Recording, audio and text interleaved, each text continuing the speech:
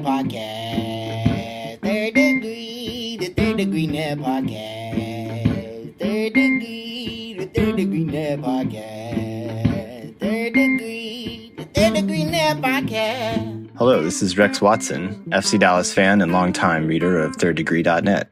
Third Degree, the podcast, is brought to you by Soccer 90, your source for FC Dallas, U.S. national team, and international club gear. Located in Frisco at Toyota Stadium, stop in and shop the wide variety of jerseys, scarves, soccer equipment, and more. Or shop online at soccer90.com. Use the code ThirdDegree at checkout to receive 20% off your order. Promo code good online only. Some exclusions may apply. Well, hello there, FC Dallas Curious fan. Welcome to another episode. Yes, another victory episode of Third Degree, the podcast. Episode number, please. 154. Hi, it's me, Peter, and as normal, my good friend Dan Crooke. Howdy, Dan. Wait, sorry, howdy? Howdy, yeah, it's, yeah, H-O-W-D-E-E. Oh, like Buc-ee's, okay. Yeah, like Buc-ee's. That's how we spell it around here. I know, it's foreign to you. You probably spell it H-O-W-D-Y, but that's the British spelling. Touche. And my hero, everybody's hero, editor-founder of Third Degree, Buzz Carrick. Come in, Buzz. Hello, Peter. How are you on this lovely, gorgeous Thursday evening? Buzz, I would rather be doing anything other than talking about FC Dallas in this moment. This is the worst effing timing to be doing a podcast about that godforsaken team up in Frisco. Yeah. Because we are now just nigh 3 hours away from Mexico versus USA and what will almost certainly be the most gut-wrenching 7 days. I'm too old for this.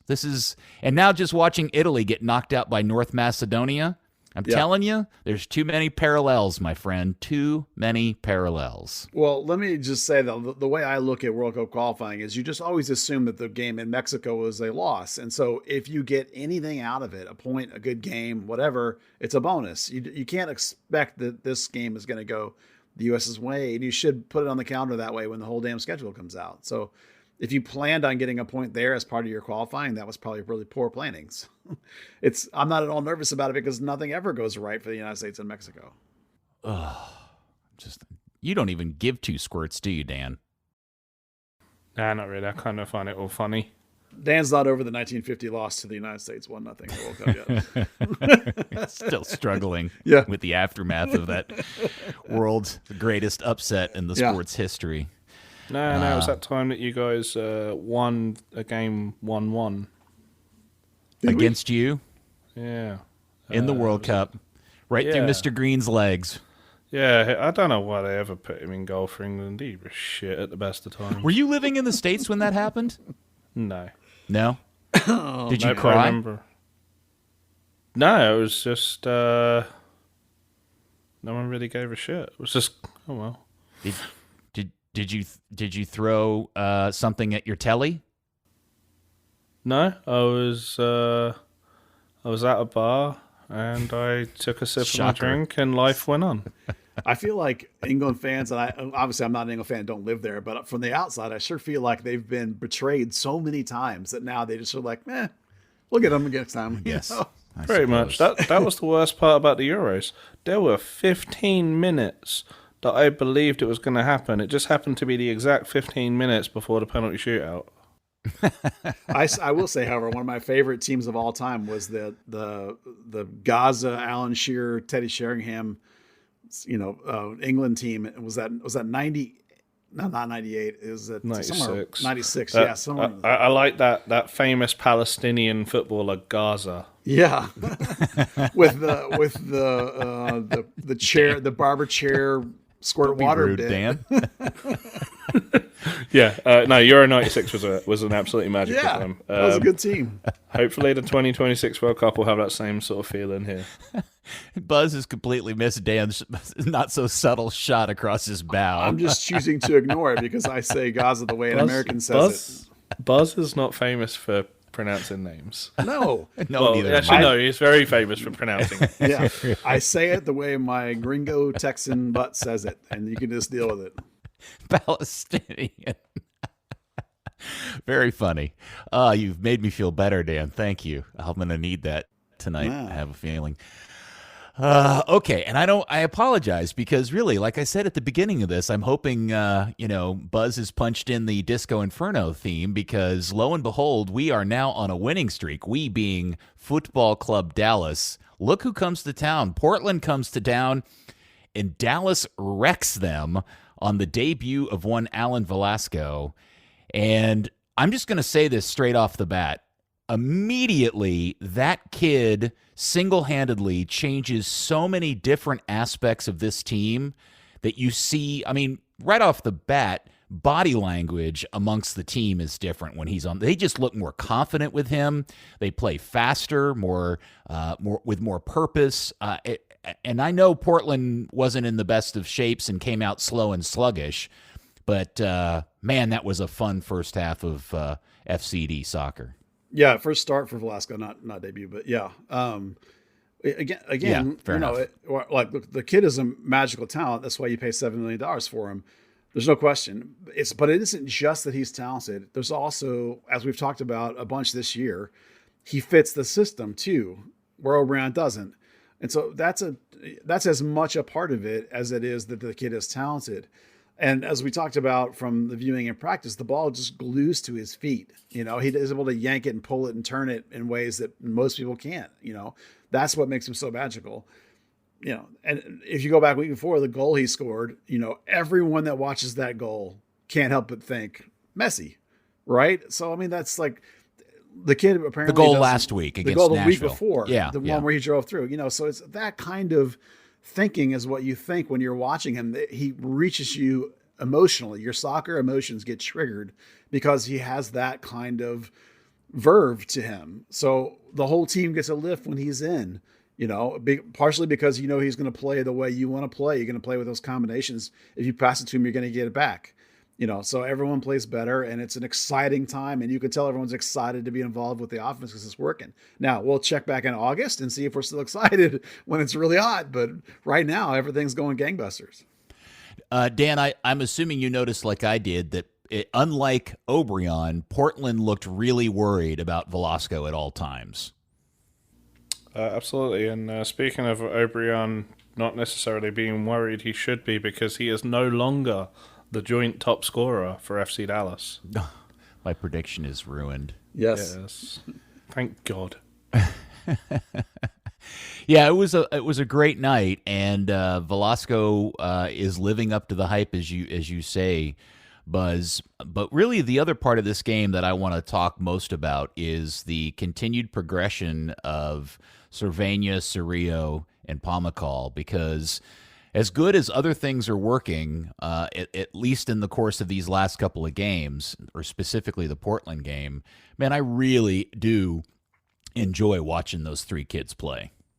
Yeah, honestly, the whole thing is triggered by Cerrillo, Evan Cerrillo. But you have to give him a lot of credit. If he's playing so well that the other guys are freed up a little bit from worry and don't have to be checking back into that flat three all the time. Now, they do occasionally when they're sitting in a mid-block, which they do. This team does a fair bit, particularly later in games. But the ground that Cerrillo's covering and the balls he's intercepting and picking up and winning, a lot of that, I actually asked Coach about that. I was like, what's the big difference? Why has he made this leap forward? And he said it actually was just an adjustment in his positioning. He was sitting too deep, and they moved him up away from the center backs, and he's able to cut out those passes, intercept those passes, and it's made a world of difference because now he's getting those passes, roughly 5 to 10 yards further up the field, and he's covering sideline to sideline, and that leaves both Paxton and Brandon Cervania free to play slightly higher up, and it lets them build in a progressive way much easier through that midfield triangle. And there's also some reactions that are happening. They're adjusting from game to game. They're adjusting the width of those guys and the depth of those guys to match up against who they're going with. And that's a really high level tactical adjustment that's happening. So it speaks to the smarts, the soccer smarts of those three guys as well. And I think you have to give some organizational credit for those all being guys. And Jesus also, of course, is a phenomenally high IQ player. And they all came through the academy, and they were all coached up by a succession of Oscar Pereja and Luchi Gonzalez and Chewy and Chris Hayden probably is influencing that as well. The whole way and structure they've set up of educating these guys as they come through the system, you can see it in them. Now they're all exceptional players, yes, but you have to give some organizational credit, I believe, for how smart they all are. And this coach emphasizes soccer intelligence. They rely heavy on it, and they dig deep into the opposition and changing to the opposition. And that's why it's so important that players on the field are smart and react. And and it's less about plays you've called, and it's more about how you planned ahead of time and how smart your players can execute it. Dan, who do you think of the three is playing the best so far this season? I think Ferreira has been absolutely outstanding. It's kind of interesting because Brandon and Paxton are kind of taking it on a game by game. I think Brandon first couple games was phenomenal. Paxton really took the game by the balls last weekend, but as Buzz says, it's all underpinned by Ferreira winning back possession by kind of having that higher role, allowing them to really, deviate from just kind of that typical 8 positioning. And it seems weird that we didn't start with this, but boy, howdy, what perfect timing for Mr. Jesus Ferreira to bag not 1, not 2, but 3 goals, 3 different type of goals, especially leading into, again, tonight against Mexico. Really, it could not have come at a better time. But it also came at a good time for his place at the club because, we talked about this last week. Was it, are we going to be worried about this or whatever? But that first goal, and the fact that when you go back and watch what a fantastic team goal it is, but it starts with Jesus coming way back in that kind of false 90 kind of thing that they've asked him to do, and ends with him finishing making the finish. Man, that just bodes well for him in the club. Yeah, this is the soccer IQ Jesus has. Again, we talked about last week when we discussed the idea, were we worried about it? And at least my take was no, because he's getting in good positions. And the coach felt the same way. And it's entirely possible that getting that national team call-up may put Jesus in a really positive mood and was just the spark he needed to get this goal. But you have to go past the fact that it was the fastest hat trick in club history. Like when you add the assist, this is one of the maybe 5 or 6 single best games in club history, because he actually tied a record of a goal and assist happening, which has happened 4 times. Oh, wait, am I reading that right? No, it's happened more than that. It's happened from like 4 different people. So it's Dante Washington, Jason Christ, Bobby Ryan, and Jeff Cunningham. They're the one. Jason Christ did it 3 times and Cunningham twice. So that number of 4 things, goals and assists, is a like 6 people ever have done it. And when you elevate it even more specifically to the hat trick and assist combo, that's only happened twice before. Jesse Christ did it once and Bobby Ryan did it once. So you're talking about an exceptional performance that should be marked as one of the single best games in club history. It's a phenomenal game, and he did it in 15 minutes alone. And, you can combine the whole performance, of course. The goals is a big part of it. It was just an extraordinary game by that individual guy, combined with a good team comprehensive play as well, because you never can do it by yourself, of course. Yeah, it was interesting because he was able to and see, this is where, Buzz and Dan, I'm really interested in your perspective. How much was Jesus's performance, the differences between what we saw against Portland versus the other games, how much of that had to do with Jesus just turning it up a notch, and how much had to do with the competition they were facing? Well, for me, obviously, it's good to come up against a team missing its 2 starting center backs. There's no question.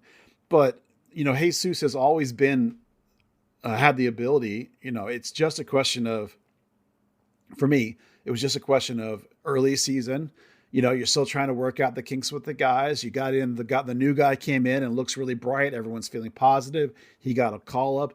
All it took was just one, and then boom, there goes the dam. It never was anything more than just like a little bit of a early season hiccup that he wasn't scoring before, in my opinion. So I don't think that he changed anything. It's just that it was a night where things were going right for him, and it all came together. I think when you look back at the last couple of games, he's kind of refined, what he should be doing as the false 9. His touch maps in the first couple of games looked more like an 8. He's, absolutely all over the place. Against Portland, there was a nice band across the midfield, and then that like zone 14 area. They're right in front of the box, dead central, where he was, kind of getting his last set touches and taking shots from. Even, I think, I don't remember if I actually did it or not, but I was going to clip a video from a couple of games ago where he was kind of 50-50 on dropping back into the midfield, making a touch and getting up in time for the actual attack. On about half of the times he was doing it, it seemed like Areola or Obrian were having to kind of come inside and cover just because he wasn't able to keep up with the pace of play. But I mean, he was nailing it. That first goal was the perfect example of what a false nine's supposed to do, about how they were trying to overload the midfield with Jesus dropping back into there, which obviously was a contributing factor to them making the halftime change that really changed the quality of Portland's play. I just think he's adapting to a new role and kind of getting that progression. They talked after the game about this one was a long time coming, and I don't know how much of that is coach and player speak, but I think when you do kind of go back and look at those position graphs and everything else for each of the 4 games, it really was coming. Buzz, in the press conference, Nico was asked about the fact that the team appeared to play faster. And I think, if I'm correct, all 3 of those goals are a byproduct of this team playing, if not one touch, no more than 2 touch passing to kind of carve up Portland. And that to me was the big difference in this game. And it went on. Even the sequence for the 4th goal was just really smart, quick, faster than Portland can keep up kind of passing. That really is an identifiable mark of a quality attacking side. And I wonder, because it was so markedly different, how much of that, again, has to do with Velasco being on the field, and how much of that is just maybe, I don't know, is it something else? Is it a change in how Nico's told them to play? Yeah, I'm going to go with the coach on this one because if you remember after the Nashville game, we talked about the idea that coach said he wasn't happy with the build, that was the first game where he thought it wasn't, that they both were not good in their patterns and in their decision making. But going back to the Toronto and the New England games, he was actually really happy with the way they played in terms of the build, in terms of getting forward and the quickness. And I can tell you that through all of spring training, all the scrimmage games, all the practices, every session I've seen, there is a significant emphasis on rapid ball movement and rapid passing. That's one of the most marked changes in terms of the style of play from Lucci. Lucci ball included a lot of passing the ball around in possession and keeping it just for the sake of keeping it. Well, this is not like that now. Every drill is quick, pass, pass, pass. It's all 1 and 2 touch combos, triangles, pass and move. So there's an aggressiveness to the ball movement under this coach. It literally has been now 3 months of pushing. Even on Wednesday this week, still pushing those combinations and those quick passing and the aggressive attack forward. Like specifically on this Wednesday, they were working on a drill where there's a little bit of a pass back and forth, and then the minute they get the ball, it's turn and aggressively go forward and break down a back four with a holding mid in front of it with rapid passing and movement. So it's still, that's the point of emphasis. And for me, I think you can mark that as the number one difference so far between Lucci ball and the current play they're playing, is that rapidity of both progression forward and ball movement in small interchanges.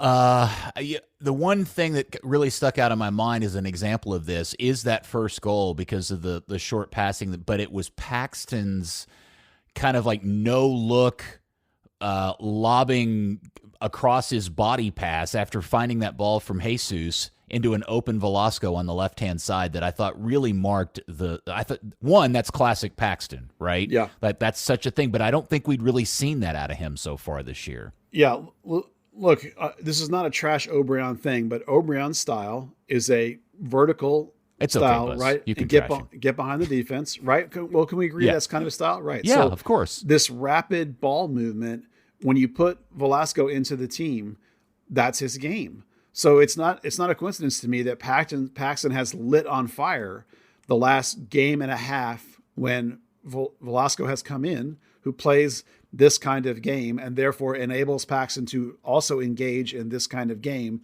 And all of a sudden, Paxton has 2 secondary assists. He's more lively. He's penetrating more. So that's why there's a direct impact. And again, I talk about this. It's not just that Velasco is skilled. It's that the skill fits the system, and you can play the way the coach wants you to play. And Paxton comes alive, and all of a sudden Paxton's a better player as well. So, and then relieves some burden from Brandon, and Brandon doesn't have as many touches as he had the first 2 games, or first 3 games. So all these things are interconnected, and Paxton's recent play, which is elevated, I think a lot of it is because Velasco's in there and helping Paxton to elevate, because Paxton wants to play with those guys in that kind of way. After the game, or the day after the games, the great Steve Davis tweeted the video of the pause save in the second half after Portland had scored their first goal. And I'm glad he did that, because in the seconds after that happened, I literally not just thought to myself, but I turned to the person I was watching the game with, and I said, am I wrong, or is that not the first legitimately difficult save we've seen this guy have to make in the first 4.5 games of this season, or 3.5, whatever the number is of the season? And I think it really was. I don't think up until that point they've been so much better in terms of reducing the number of dangerous chances. That may have been the first time we'd really seen something like that out of him. I think really that the tip over the bar earlier in the game was his first actual save. Was it really? Everything's been of the whole season, crosses. or just the game? First real save of the season. Everything else has just been claiming crosses. Yeah, you guys know one of the hardest things about playing keeper when you're in a team that has a limited number of opportunities coming is sometimes it's staying engaged. It's like Paz has had to do very little for the first 3 or 4 games, and then all of a sudden you need 2 big, huge saves out of him, and he came up on both of them. So it's really nice to see that from him, because we weren't sure if he had it or not, and that's a really positive moment. Obviously it keeps him in the game, of course, that's huge, but also that you can rely on him back there to not be asleep, to be able to come up with a big one when he hasn't really even touched the ball hardly this year. Yeah, I guess are we in? Is anybody feeling like Jimmy's lost his gig, or where are we on the goalkeeping situation, Buzz? Well, Jimmy was hurt, and that allowed Paz to get in there, and then I don't know that Paz is so much better that it's like, oh, Jimmy, you're screwed. But Paz has also not done something in order to get him lifted. Like if he almost did at the beginning of the game, by the way. Yeah, well, the weak spot for him, from my own vision, the weak spot I say is that his ability to pass out of the back is not quite as good as Jimmy's, and the ability with the ball at his feet is not quite as good as Jimmy's. So if that becomes a problem, if all of a sudden he's making poor passes out and they're getting intercepted, or if he gives up a goal that way, that will open the door again for Jimmy to come in. But in the meantime, he's not making any gaffes that are saying, oh man, we better get Jimmy back in there. He's performing reliably enough to keep his job, and they're not gonna go back to Jimmy just because Jimmy was the guy before. You don't just automatically get your gig back if the other guy's playing really well. All right, Dan, so let's talk about that vaunted defense, which is shutting down all the chances. It's interesting that we're getting this result when half of the back 4 is significantly different than it was this time last year. Yeah, I think it's been great to see Matt Hedges really back to his old self. 2 weeks in a row now, I think I'm going to say Jose Martinez had his best game in an FC Dallas shirt. It was kind of interesting. Normally we see Hedges as the lead build player out of the back, and this past weekend that responsibility switched over to Martinez. I think he had the most touches potentially in the game.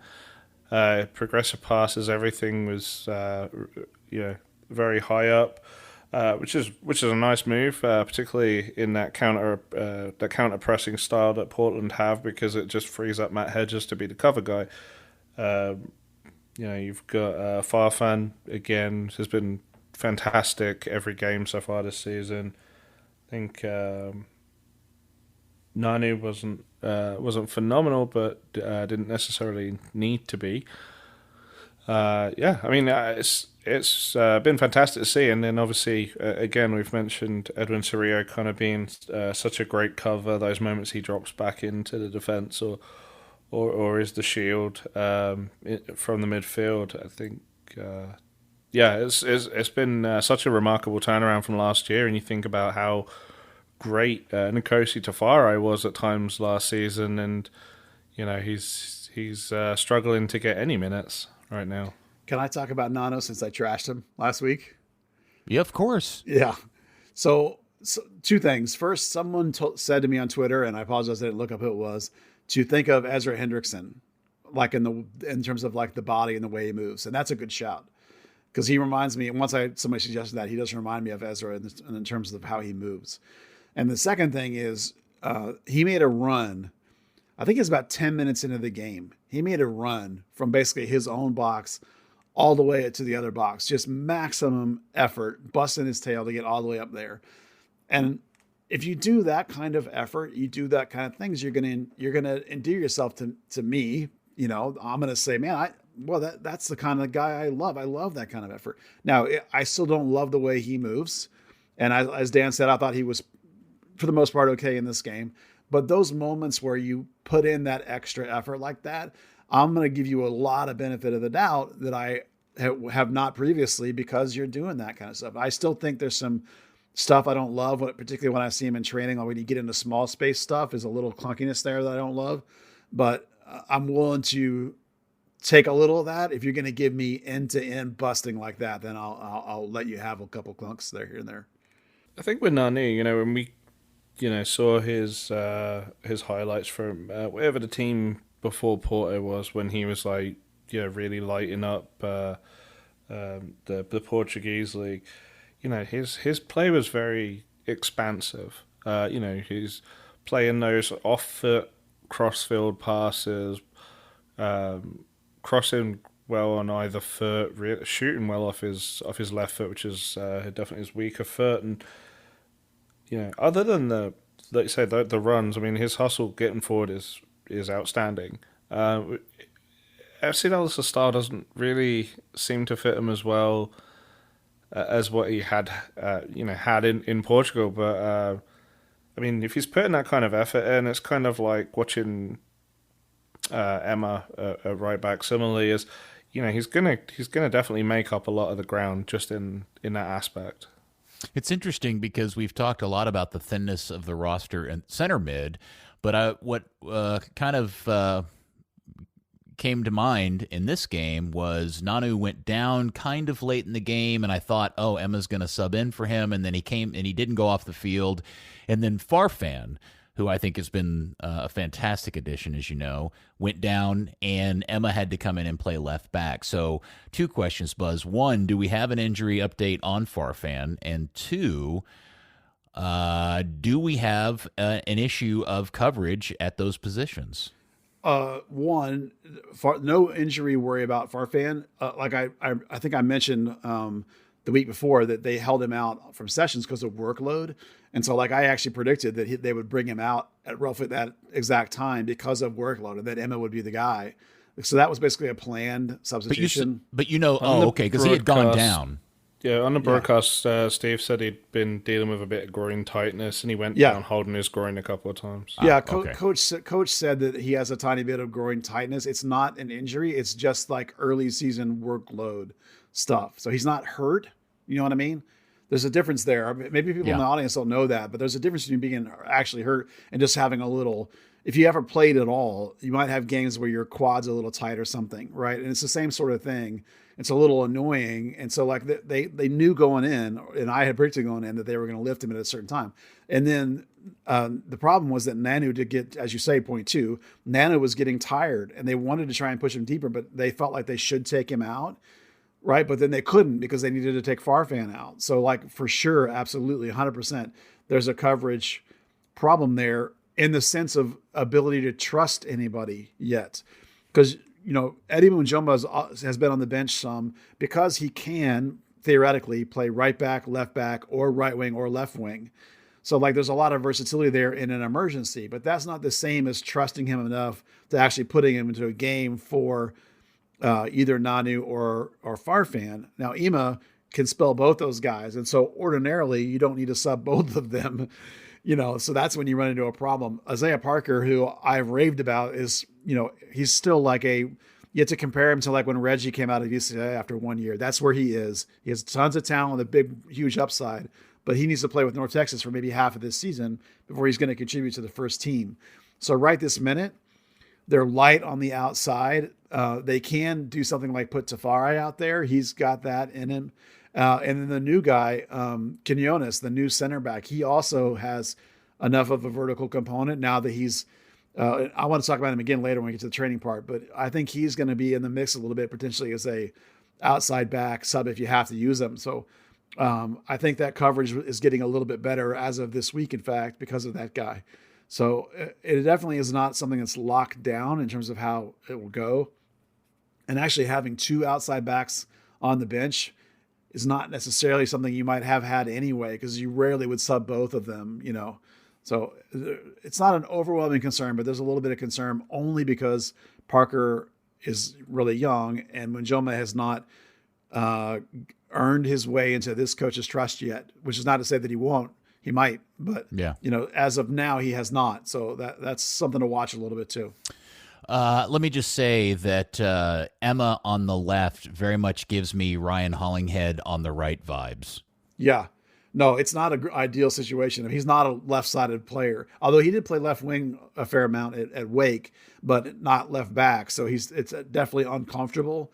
But, the staff before and this staff both trust him enough that I see him play both wing spots and as an 8 in training as well in given situations. So they trust his overall ability to compete in this league. But you guys know that's not the same as being game ready and full blown. Like I got it at right back like he does, I was just wondering because Velasco gets subbed out, Obrian comes in, and it suddenly dawned on me, Buzz, what is going on with Shabalik Shone?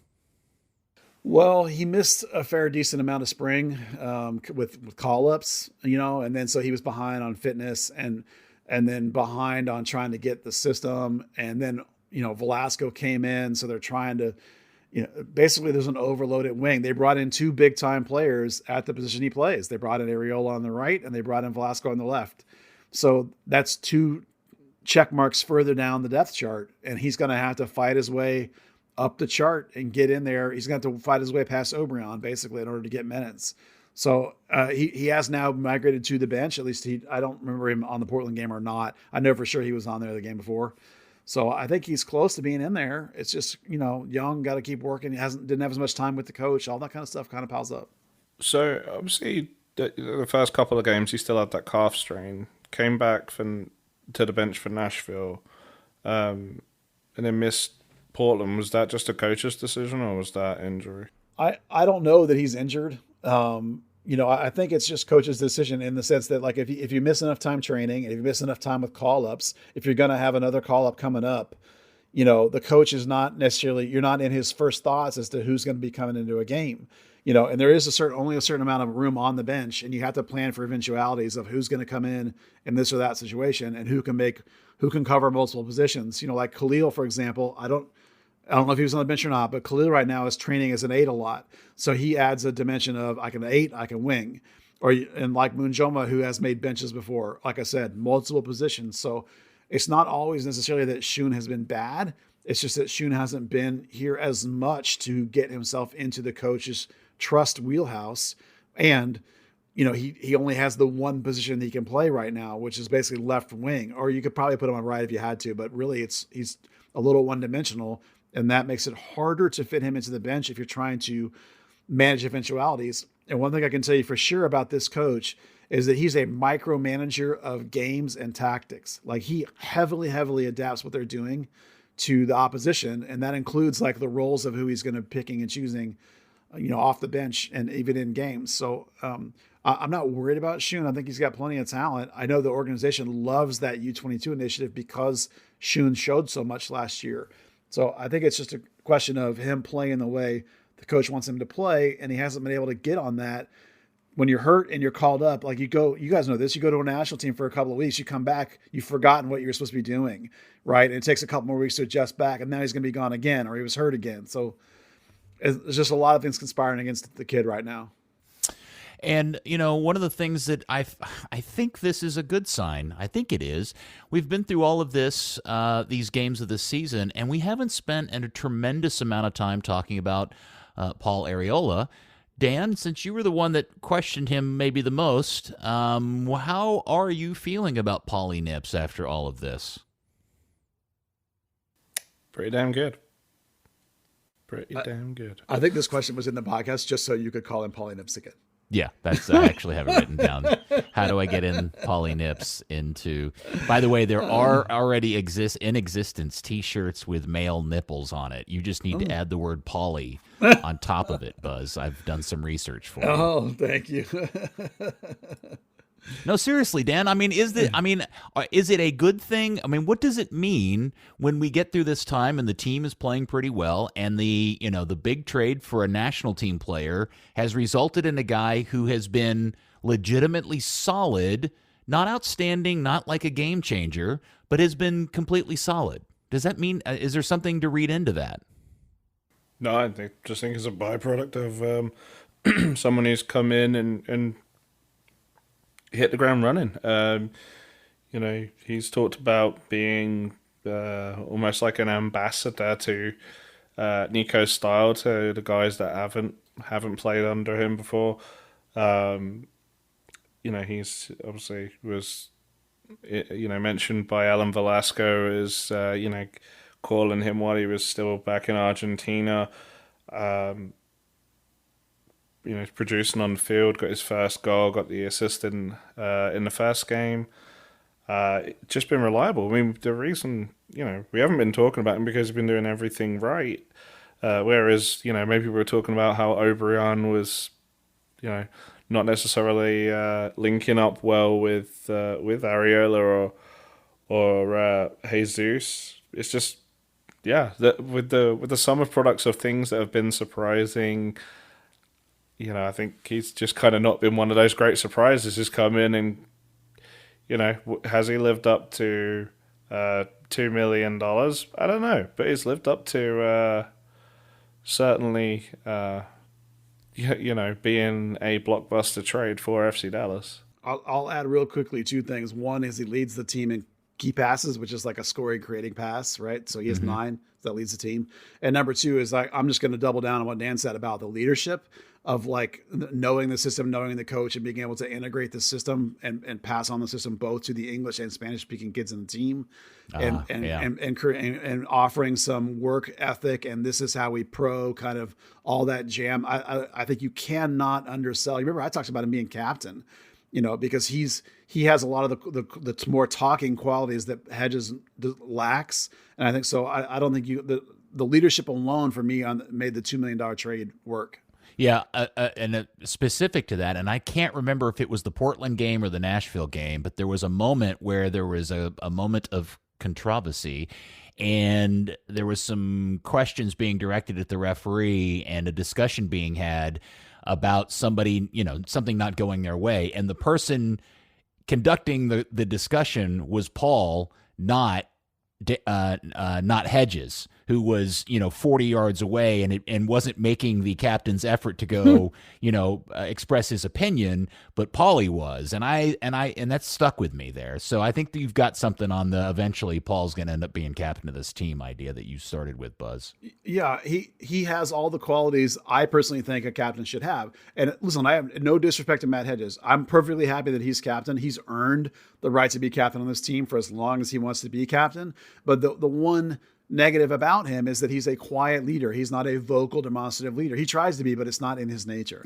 And it is right? We all know, right? But it is in Paul's nature. He's a gregarious, outspoken guy, yet he has phenomenal work ethic and is a very smart player as well. Very high IQ, very heady, understands how it all works, speaks both languages that are important here in Dallas. So all the qualities for me of what could be I thought he was going to be captain, honestly. But I'm glad that Hedges is captain. I think he's earned that. So, Buzz, before we finish talking about the game, what I'm interested in hearing from your perspective is, what did Portland? I mean, all right, you introduced Blanco. That's going to make a difference. But did Savarese make tactical changes, or did Dallas just come out flat, being up 3-0? I mean, what was really the impetus for the dramatic change in tone with Portland's? With everybody getting a little worried that maybe Portland was going to find their way back into the game until the pause save. Yeah, this was actually my favorite part of my conversation I had with Coach this week. I'm going to tell you the thing that I thought was fascinating from the beginning of the conversation, from the beginning of the game, not the conversation, is that Dallas intentionally used a delay attack forward out of their outside backs on purpose. They delayed them getting forward to hesitate, because they wanted to try and make the Portland wings be lazy and lull them into a sense of, our outside backs aren't attacking today. So they would wait and then go and support forward. So number one, I find that a fascinating idea as part of the micromanaging of your opponents. And the second thing was, I asked him directly about the halftime. I did it in my burn, the bit of there was a failure to adjust to Blanco coming in the game. Right. So he said that for 5 minutes, they were really good. And then Portland narrowed their play because they had Bronco come in, and they had the other guy whose name I forget came in underneath narrowly, and they sort of overloaded the midfield. Right. And that opened up. That's why I said there should have been a recognition that you should play wide in those scenarios. And he said what happened is that the reaction from the Dallas wingers and forwards was to press a little higher to try and get the ball back. And that opened the gap between the defense and the offense. And it meant that Paxton and Cervania were too high and left Cerrillo on an island. So when they were forced, Dallas' only outlet at that point was to try and play into Cerrillo, which of course was blacked by the two wingers that were playing narrowly.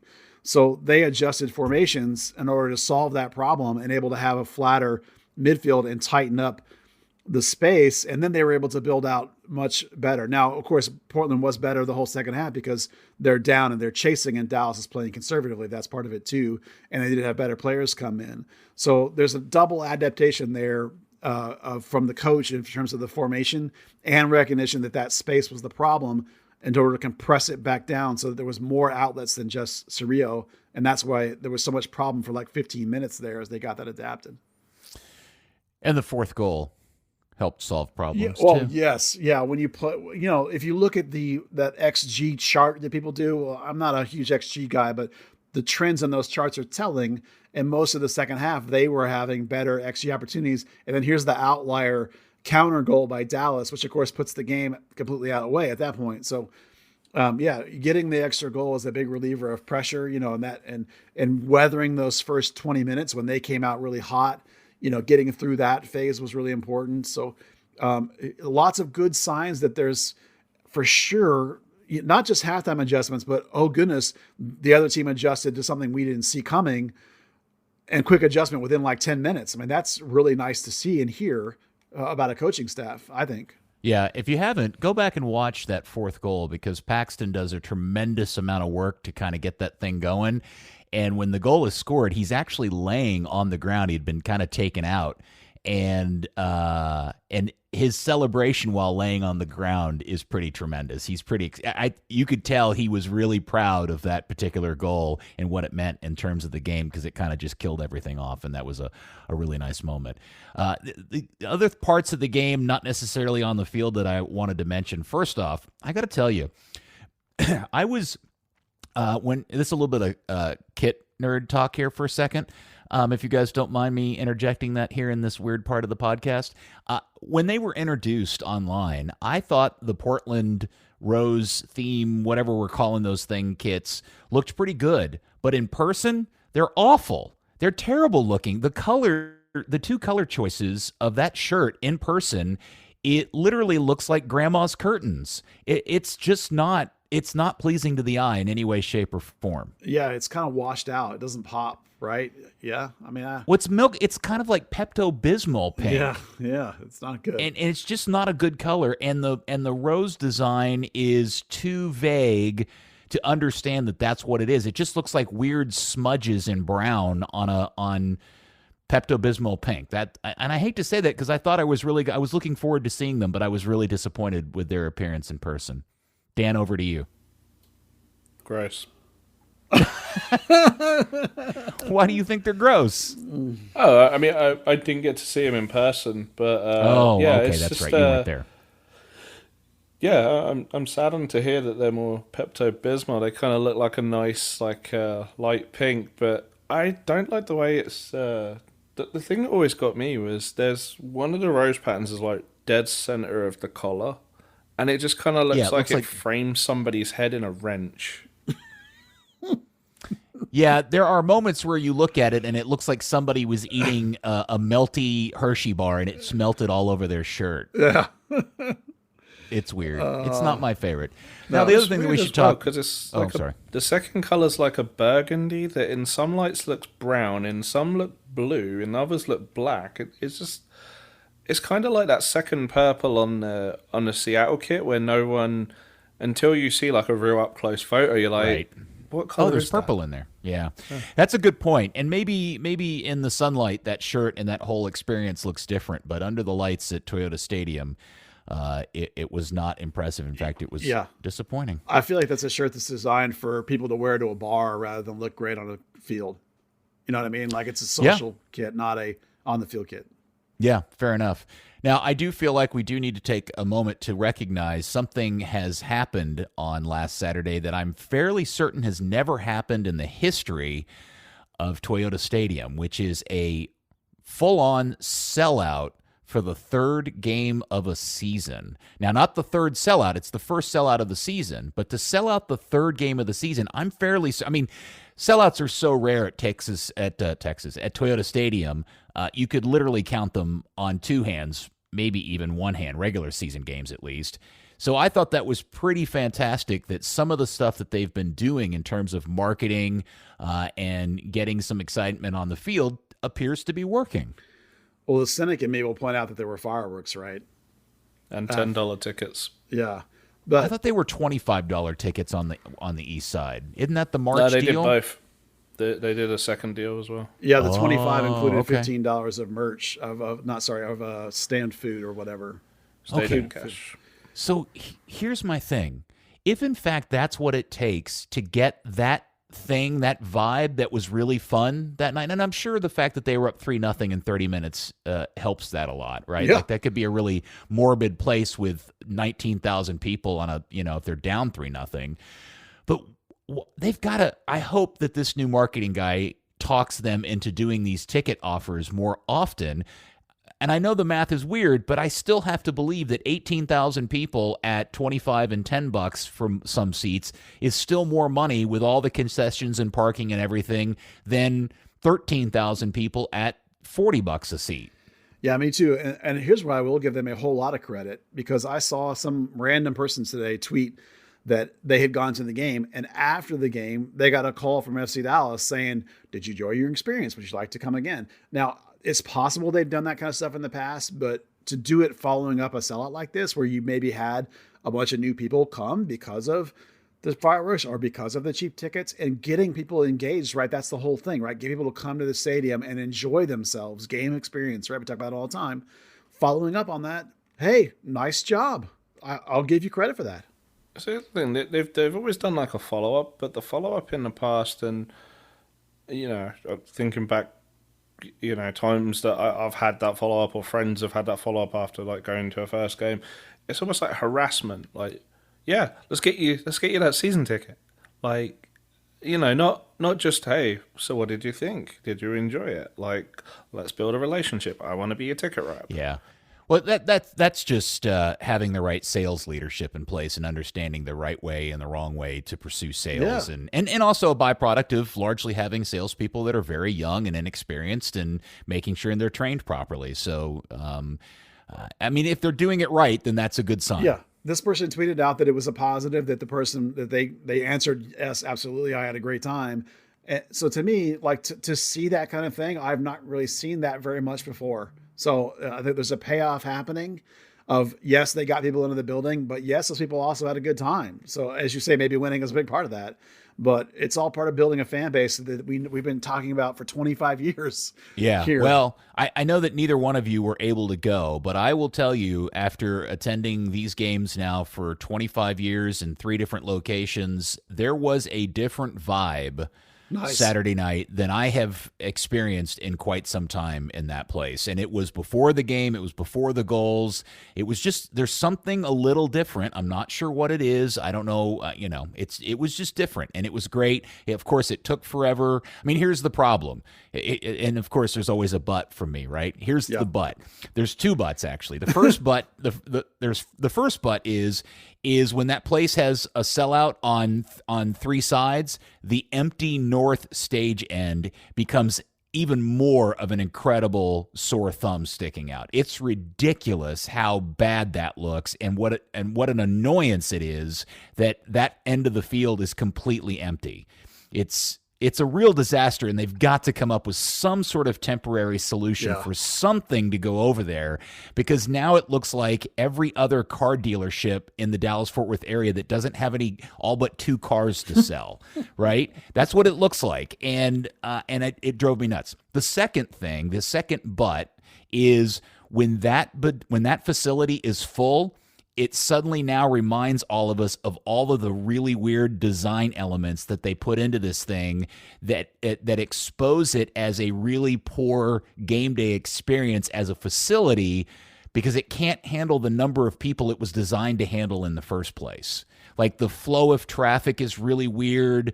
The egress and ingress, not just within the stadium itself, but just trying to get off the tollway or from some of the ancillary roads is just brutal. I don't know how we're 15 years into this stadium and they still haven't figured out a way to work with the North Texas tollway system to get another exit off the tollway that would help with ingress and egress from that facility. It's the craziest thing.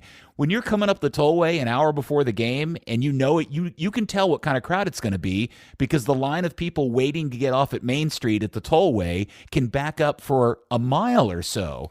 And July 4th, it's always over a mile. Yeah, and you gotta, and I'm not gonna say it here because it's top secret, the other alternate way into the stadium is the only way to save yourself 30, 40 minutes of waiting in line at the Main Street exit to get in there. So that's the 2 things about the sellout Saturday night that are my negatives. And I think those are both negatives, and I don't have solutions for either one. Yeah. Well, the other thing that I noticed in the game, because this is new to me. Did they quit doing the scarfing ceremony?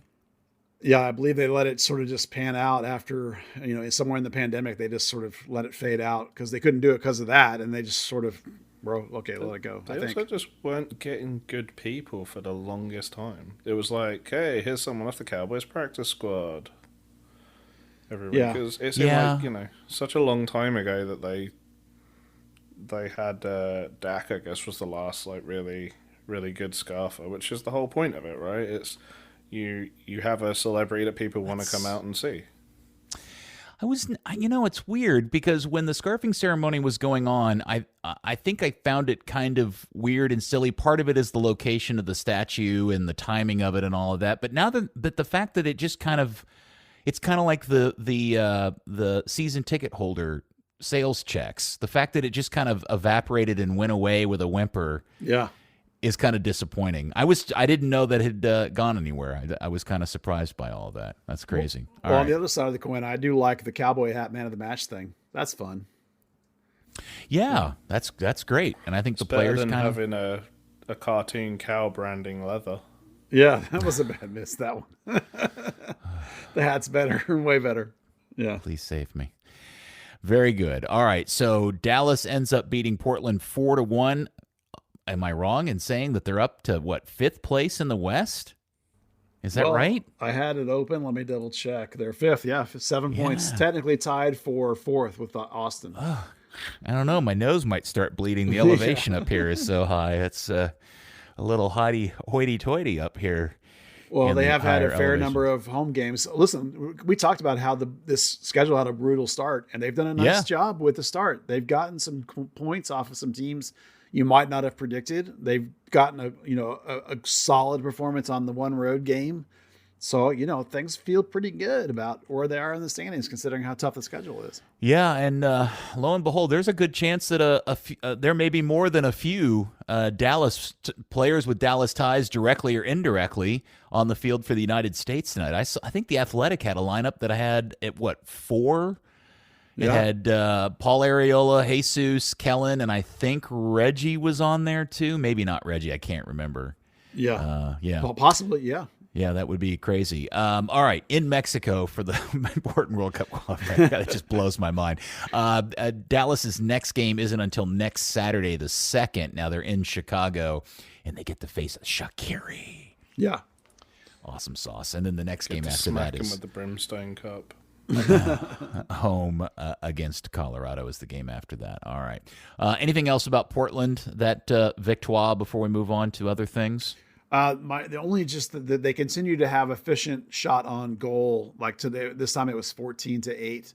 So that's a higher than it has been in the past. I think that's over half in this particular case, shots on target to shots. So that's a really good ratio. That's quality. That shows quality play, even if the ball's not going in. Yeah, so you did go to practice, and you did get to go on a Wednesday, so cool, because, no game. No game. Yeah. How did the conversation, other than, what else about the conversation with Nico and training can you share with us, Buzz? Well, the biggest thing was something we hit on a little bit, is this idea that they're micromanaging the tactics from game to game to game. And like every game so far, there's been like oh, hey, I saw you do this, that, and the other thing in the game. And the answer has almost always been so far been like, yeah, that was directly response to the other team doing X, Y, or Z. Like, for example, the New England played a diamond midfield so that they built more through the wide spots. And like, you remember we talked about Brandon being way out of the middle a lot? That was intentional because the New England had all those guys in the middle, so they spread it out more. And then versus Portland, there was this delay attack because they wanted to catch the Portland wings napping. So they were delaying us going forward from the outside. So the overall interest in like, beyond just like we want to play our way, like we're adapting our way, and 2, 3, 4 games into the season, we're adapting the way we're going to play to the way the team plays. So that's really exciting, and there's almost always a reason behind these things that they're doing in the game. And that's, as a takeaway, that's phenomenal. So the intensity is really high still. They're still focusing on the same things. As I said, the rapid ball movement, the quick transition. So there's a lot to like about what's going on in training. All right, so I want to move over to something else about the club, because you tweeted or retweeted a video today with the heart-eyed emoji, which means Buzz is in love. Yeah. And I'm wondering, have you met him yet? Have you met Ka yet? I have not met him. No. It's a great video of Ka coaching his team in a small-sided drill. So good. It's really great, and he's got such a level of enthusiasm. It's so infectious. You must watch it. And North Tech, speaking of which, their season does open this Saturday. Yeah, it's not just that he's got infection and fun. It's like there was also good coaching mixed in it. So that's it wasn't like a all rah. It was rah, but also really good. So yeah, phenomenal. I think it's North Texas opens up against Minnesota United on Saturday. You can basically get a ticket if you want one. They're trying to get people there. I just want to do a real quick rundown, like a couple of players that I think are important, like who's going to come down from FC Dallas. I was actually really shocked today that they did like a roster breakdown like I did a week ago, and they listed Lucas Bartlett, who's this number 6 overall pick. I'm actually surprised to see that. I didn't think he would be involved with North Texas, but he and Antonio Carrera is of course down full time. He's the homegrown keeper, and then Colin Smith is the right back, is down full time. Isaiah Parker's been with them for a couple of weeks. So if you want to see how good Isaiah is, I think he'll for sure play. And the other two you might see sometime are Benny Regic and Nicky Hernandez. Both could use minutes to try and find their game again, but both are maybe a little past North Texas. Perhaps they're kind of caught in between, which is a different discussion about both those guys really could use a loan. But so those are the players from FC Dallas. And then the key players that are directly under contract, Blaine Ferry is the big one, the 8 in the middle, who basically made the first team, except he's already under contract, so you don't have to sign him. You just wait till you need him. The kid, Andre Costa, who's the U.S. Brazilian Youth International kid who plays left wing. He spent a whole lot of time with FC Dallas too, so he's pretty pretty big deal. And Captain Derek Wahlbeck is back. And the player that they signed that I'm most excited about is actually Pablo Torre, who's this striker from McAllen, Texas. And he's the one, I think Hedges yelled at him, or Ferreira yelled at him in the game when they played that scrimmage that day, because he was bringing such heat in that game. I love this kid's aggressive mentality, like get in your face kind of mentality. I love that in a striker. And I want to see this kid play a bunch because I want to see what all he's got other than that mentality. And then obviously Bernardo Camungo is back, and Hope Kudzo's back. Those guys have big upside and potential. And then if you want to talk academy, the big ones are going to be, for me, Nolan Norris, who's my favorite player in the academy at left back. He's been playing a lot. Santiago Ferreira, Jesus' little brother, started the final scrimmage the other day as an 8, although he may not this weekend because depending on who else goes down. Anthony Ramirez, who's the winger that gets Mexico camps all the time. He started again a couple scrimmages in the spring. So those are the big 3, I think, of the academy players. I have a list of like 15 I think are going to be involved, but those are the 3 I think you could look for, perhaps, as long as Anthony Ramirez is actually here. He might be with Mexico again. I'm not sure. So those are the 3 to look for, I think, in the first game or so. So that's your real fast. You can go to I'll link later. I'll tweet out the article of my roster breakdown again, so everybody can see the 20 something people that are all getting involved and who they are and what they play and all that kind of stuff. Buzz, I want to throw a little sunshine your way because I'm not even sure you're aware of what's happened over the last couple of years with you being a known entity to the kids that make up the academy and even the select and the pay for play kids. Are you aware that when you mention kids within the academy, it is like a legitimately big deal to them and their friends? No, I didn't know that. Yeah, it like if Buzz Carrick says, "Man, I'm really hyped about this kid." If Third Degree tweets something about a kid or writes something in an article about, prospects or whatever, it like the value in that to those kids is greater than I think you're aware of. That's cool. I mean, I watch it 100% with an eye towards FC Dallas, right? I'm looking for talent. I'm never out there to like trash anybody by any means, so I'm looking for bright spots. I'm looking for guys doing exceptional things. And sometimes I like to celebrate kids that do something, even if I just hear about it through an alternate route, or even if it's a guy I don't necessarily think might end up playing for FC Dallas, if it's still a cool achievement, like Roman Torres that had the 4 straight hat tricks in the Dallas Cup. I just love to acknowledge the work these guys are doing. And actually, it's pretty pleasing to hear that. I had no idea, but that's pretty cool. I like that. Young kid that plays for one of the select teams, not on the academy. I know his dad, and I met him a couple of weeks ago, and his dad goes, "Hey, this is Peter. He's the host of the Kick Around on the Ticket." And like nothing but question marks came over this kid's head. But somewhere in the conversation, he found out that I knew you, and he was like, "You know Buzz Carrick? You know Third Degree?" He knew all about it, man. So you're a big deal with cool. The academy and select kids. So I have an ancillary story, kind of funny to that. It's a guy I went to high school with, a friend of mine. I won't say his name, but his kids play for Dortmund here, the BVB Academy. Mm-hmm. Yep. And he told some kid that because he texted me and like, "Oh, hey, you're going to be at the game or whatever. Come over and say hello." And I said, he was telling his kids, "Oh, a friend of mine from high school is coming to say hello." And they were like, "Oh, whatever." They didn't care. He said, "Yeah, it's Buzz Carrick from Third Degree, the podcast." And they were like, oh, wow, hey, you know that guy? I thought, how weird is that? That my buddy from high school, his kids knew who I was because of the soccer or Third Degree, the podcast. So you're a star, Buzz. No, let's be real. It's a tiny little world. I think we as a group do a very good job in a very small little micro audience that supports FC Dallas. And I'm proud of the work we're doing for sure. So I think it's pretty cool. I just think that you should be proud of the fact that people who care about that stuff actually value your opinion. And if you anoint somebody as an up-and-coming player, that is received and accepted as a high honor. Wow, thanks. Does that make sense? Yeah, no, it does, and that's pretty cool to hear. Thank you. Yeah. So I didn't know that it had reached that level of awareness. That's a research study of one on my part, but the fact that some random kid I met a couple weeks ago said that to me just leads me to believe that in fact it's the case. And you know what? You can kind of see it in the reactions to some of your articles and tweets that you put out. You can see in the likes and the reactions that people care about that stuff. So yeah, well, 90% of the comments are really great. Every once in a while, I get somebody that tells me I have no idea how the academy works, and I'm so cool. 25 years of doing this, that's all good. Yes. Okay, let's see what else. Oh, and then you guys traveled up to Denton for a banger of an Open Cup game, round 1, DKSC versus Denton Diablos. Oh my God, what an insane game! Dan, go. You did the story. Go. Yeah, it was insanity. just pure insanity.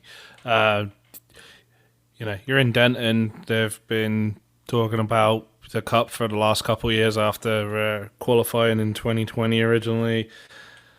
First game back after the MPSL Championship, and you're thinking, oh yeah, they got this. They've got a decent number of the championship team there. Jesus Christ. They take the lead in the first 10 minutes. You're like, okay, yeah, this is going to be a long night for DKSC. Turn it around after 34 minutes. Exchange a couple of goals. Suddenly you're like, wow, going in 3 times. Shock lead 3-2 and a couple of red cards in the second half. Absolute dog shit referee. Oh, it was insane. It was amazing. It was such a great, amazing, wonderful car crash brilliance. I love local soccer and I love cup competitions. Man, that is the. Yeah. I want to mark this moment, and I want everybody to pay attention. That is without question the most emotional and excited I have ever heard Dan Crooke. That was amazing. Go back to not being that way. I need more excited, support local soccer Dan Crooke in my life. Holy cow, that was like a different person. Oh, it was amazing. I've been such a massive fan of the FA Cup, and especially the early rounds where you get that kind of intimate small ground, like blood and guts cup ties, and that was everything you wanted it to be.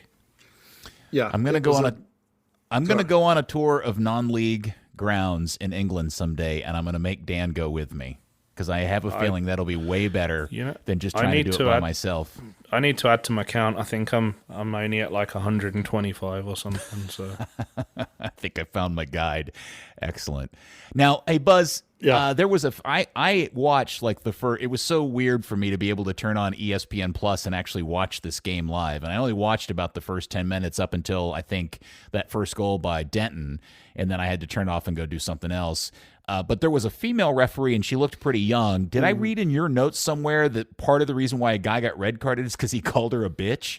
Yeah, that's the lip reading. I have heard that officially that it went in the book for verbal abuse of the referee. Okay, he called her a bitch. Yeah, the lip read is that he called her a bitch. Well, listen, that sequence was the game tying goal is saved off of the goal line by a dude on the post and a handball. Clearly, from the top of the stands, it's a handball. I'm sure that he would argue, and he was the game man of the match, by the way.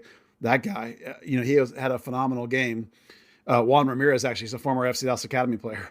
He clearly, I think, handballed it, winged it out, whatever, and they missed it. They missed the handball. Was she shielded from seeing it? Well, she was in the normal position, and he was on the front post, and she's drifting towards the back post. So the linesman should have seen it too. Should have seen it. It should have been seen and was not seen. So admittedly, Denton is now fuming. And she waved it away, so she acknowledged it. Oh, okay. So then they even just, listen, they're closer to it than I am. I thought it was a handball. Obviously, she did not. So, in the moment of the game, though, you got to keep playing. So Sebastian Mendes, who's a really excellent player for DKSC and was one of my favorite players that I enjoyed the most, which is not the man of the match, but he carried the ball all the way down to the other end. And Denton's captain chases him down 70 yards and tackles him. And it's a pretty hard tackle. And so she's right there and she gives him a yellow card. But he gets up immediately in his inner face doing the wing arm motion, clearly mad about the handball.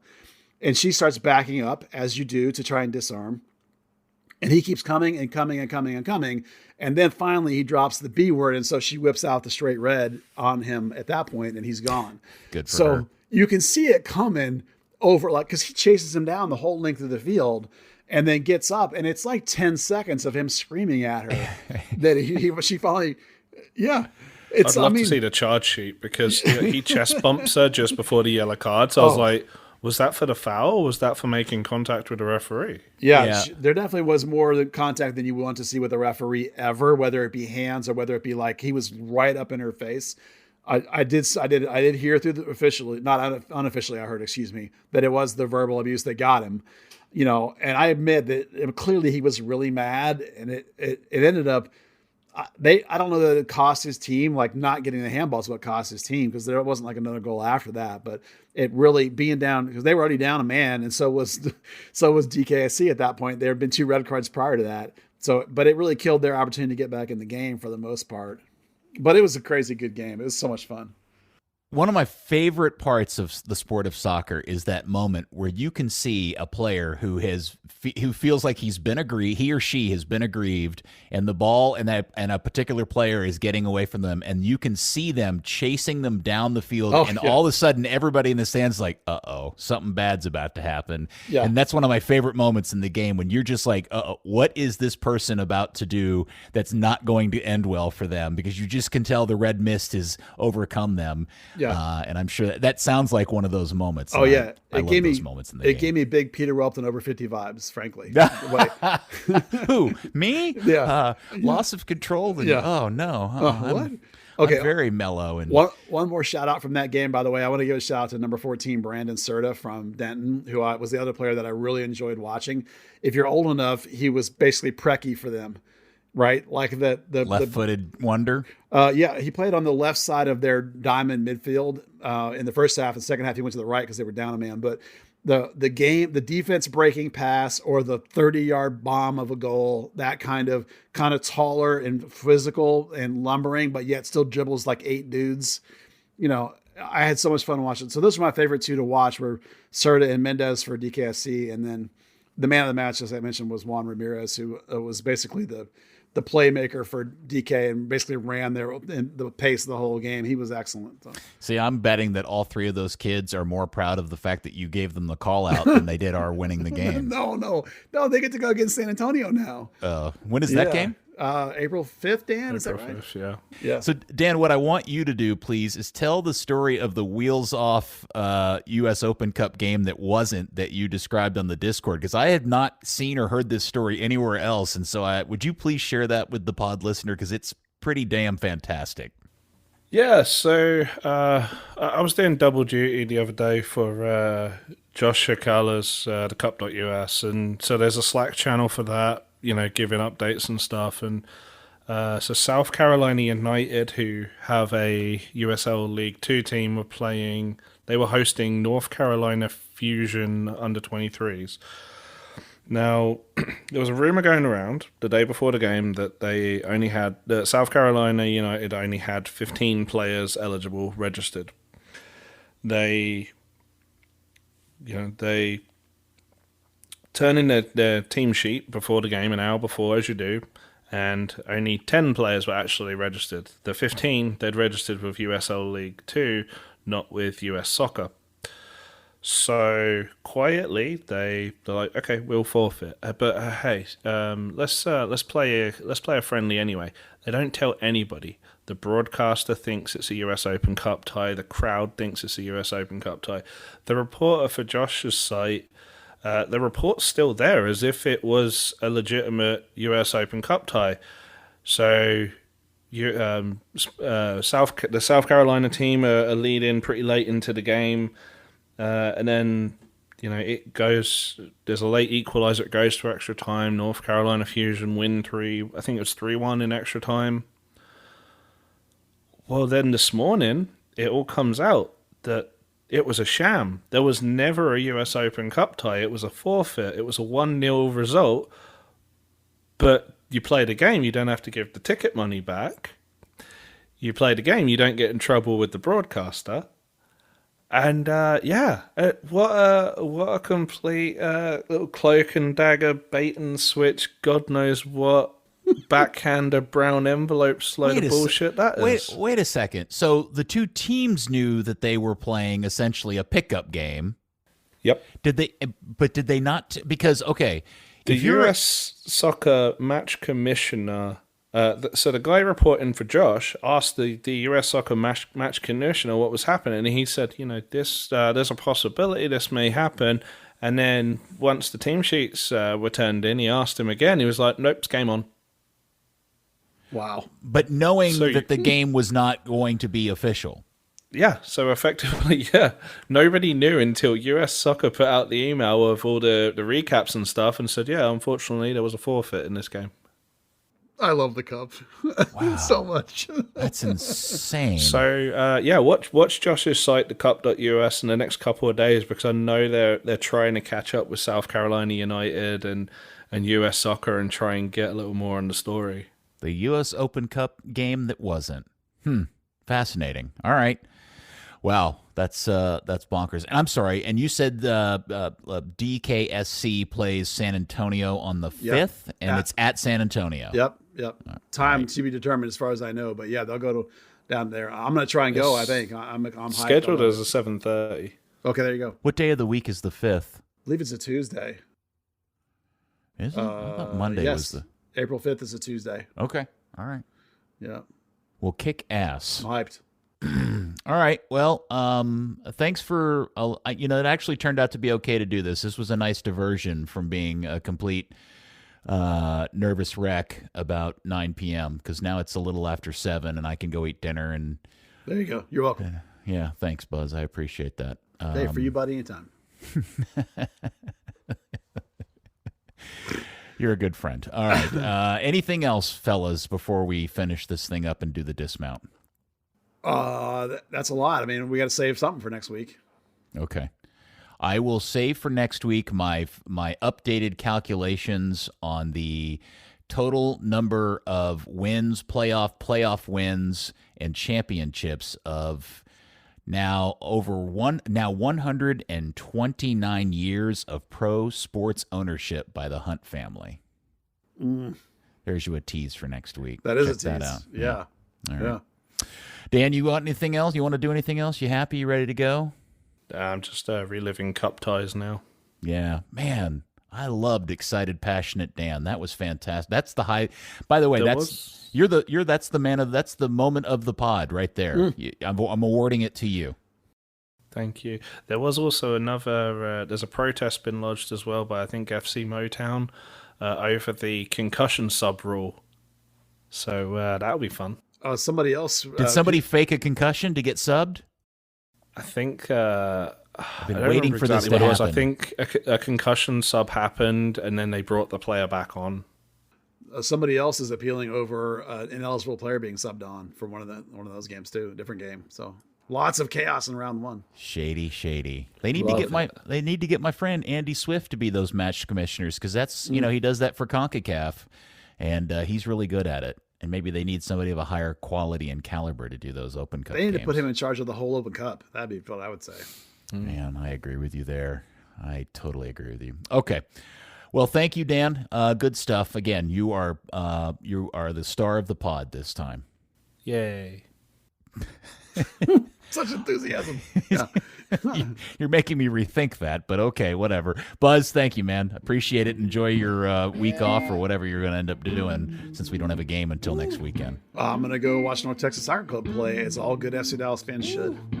And are we doing a pod next week? Yeah. Heck yeah. Hello, this is Rex Watson again, reminding you that Third Degree the podcast is brought to you by Soccer 90, your source for FC Dallas, U.S. national team, and international club gear. Located in Frisco at Toyota Stadium, stop in and shop the wide variety of jerseys, scarves, soccer equipment, and more. Or shop online at soccer90.com. Use the code Third Degree at checkout to receive 20% off your order. Promo code good online only. Some exclusions may apply. Very good. All right. Thank you, FC Dallas Curious fan. Congratulations on the second straight win. And we will speak to you next week on another fun-filled, passionate Dan-loving episode of Third Degree, the podcast. We love the Open Cup. Third Degree, the Third Degree Net Podcast. Third Degree, the Third Degree Net Podcast. Third Degree, the Third Degree Net Podcast. Third Degree. Degree Net Podcast.